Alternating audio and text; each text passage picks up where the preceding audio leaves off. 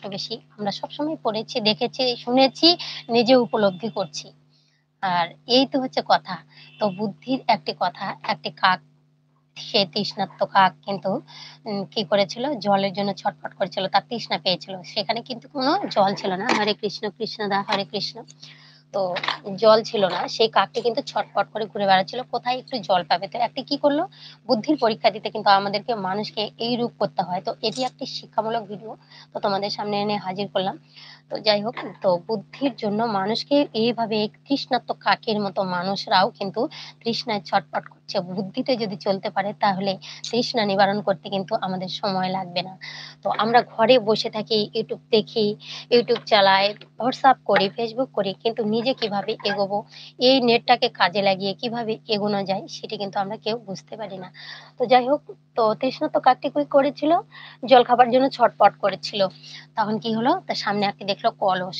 সেই জলের কলসিতে একটুখানি জল কিন্তু রয়েছিল। তো তার যে ঠোঁটটি, সে কিন্তু ততদূর পর্যন্ত পৌঁছাতে পারেনি। তখন কি করলো? সেই তৃষ্ণার্ত কাকটি আশেপাশে দেখলো নুড়ি পাথর। সেখান থেকে ছোট, ছোট নুড়ির টুকরো কিন্তু মুখে করে নিয়ে এসে সেই কলসির মাঝে ফেলে সেই জলটিকে উপরে তুলে নিয়ে এসে তার তৃষ্ণা নিবারণ করেছিল। তো মানুষ হলে হবে না। মানুষের প্রত্যেকটা জায়গায় পরীক্ষার প্রয়োজন আছে। আমি যখন ভ্রূণ আকারে মাতৃগর্ভে ছিলাম, তখন কিন্তু আমাকে ডেভেলপমেন্ট হতে হয়েছে। ১ মাস, ২ মাস, ৩ মাস করতে ৯ মাস ৭ দিনে কিন্তু আমরা ভূমিষ্ঠ হই। তো গর্ভ থেকে যখন মাতৃগর্ভ থেকে বেরিয়ে আসি তখন আমাদের ডেভেলপ হয়। তো এই প্রকৃতির মাঝে আমি কি করে বেড়ে উঠলাম? কি করে আমার মনের মধ্যে জ্ঞান প্রকাশ হচ্ছে? কিভাবে আমি কোনদিন বেড়ে উঠছি আমি কিন্তু বুঝতে পারি না। তো আমরা আমাদের এটা মাথার মধ্যে নাই যে আমরা ছোট থেকে কত বড় হচ্ছি ট্রাগলস করে। আমাদের মা-বাবা ছোটবেলা লালন-পালন করেছে। তারপরে আমাদের স্কুলে দিয়েছে।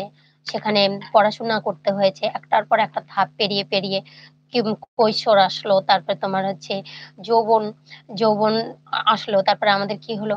বার্ধক্য আসবে এরপরে। তো আমাদেরকে একটি স্টেপ পর স্টেপ আমাদের কিন্তু যেতে হয়। তো আমরা বুঝতে পারি না কিভাবে বাড়ছি। তো সেই আমরা কিন্তু সকলেই তৃষ্ণার্ত।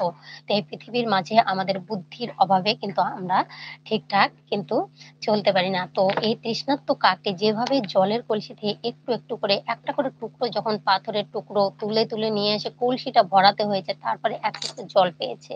তারপরে তার তৃষ্ণা নিবারণ হয়েছে। তাহলে কত ট্রাগলস করতে হয়েছে। তো আমরা সেসব ভাবি না। আমরা শুধু নিজের দুঃখটাকে বলি যে, "এত দুঃখ হয়েছে, এত কষ্ট হয়েছে, আমি কোথায় যাবো, কি করব?" তো তার উপর ছেড়ে দিতে হয়। সে সবকিছুর পর দেখার পরে তার কাছে সে তখন দেখে যে কতটা সে এগোতে পারলো। তারপরে সে এসে হাত ধরে। সে কে? সে অনাদির আদি গোবিন্দ। তো তারা দেখে যে পৃথিবীর মাঝে পাঠিয়েছি তোমাদের একটা উদ্দেশ্য রয়েছে। তো যেই উদ্দেশ্যে এসেছো সেই উদ্দেশ্য থেকে যখনই পিছু পা হয়ে থাকবে তখনই কিন্তু আমরা পিছিয়ে পড়ি। আমাদের কষ্টগুলো, দুঃখগুলো এসে আমাদেরকে অ্যাটাক করে। এই হচ্ছে কথা। তো বুদ্ধি নিয়ে সমাজে চললে আমাদের কিছু নয়। তো নারী জাতের যে ৩ টি নারী আছে তার বর্ণনা নিয়ে নারীদের কি করণীয়, সংসারে কি করলে কি হবে, আম সংসারে সকাল থেকে ঘুম থেকে উঠে ঠিক বিছানা যাবার পর্যন্ত রাত্রি ১০টা ১১টা যেসব নারীরা ট্রাভেলস করে, সারাদিন আমাদের কি করণীয়? তো আমি একটি ভিডিও ১ ঘন্টার ভিডিও তোমাদের কাছে আমি এই সপ্তাহের মধ্যেই শেয়ার করব। তো তোমরা আমার ভিডিওটা দেখবে। তো নারীদেরকে নিয়ে আমি ১ম অবস্থায় আমি একজন বধূ। আমি এই পৃথিবীতে এসেছি। সেই কন্যা সন্তান থেকে এতটা বয়স পর্যন্ত আমি কি করতে পারি, আমার জীবন থেকে আরেকটি মেয়ের জীবন তো একই হতে পারে না। কারো কিন্তু পরিবর্তন আছে।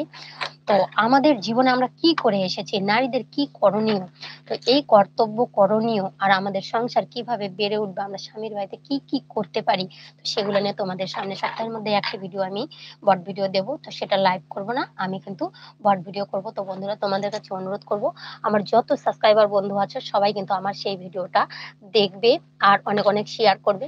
কারণ প্রয়োজন আছে আর শেয়ার করতে হবে। কারণ তোমরা আমার বন্ধু হও, আমার ভিডিওগুলো ছড়িয়ে দাও। কারণ আমি সবসময় তোমাদেরকে ভালো কথা বলবারই চেষ্টা করি, যাতে আমরা এগিয়ে যেতে পারি। আমরা একটু করে বুদ্ধি ব্রেনে মাথার মধ্যে রেখে একটা করে ভিডিও তৈরি করি। তো তোমরা যদি আমাদেরকে দেখো, আমার ভিডিওগুলো শেয়ার করো, তো অনেক মানুষে দেখবে কারো কাজে লাগবে।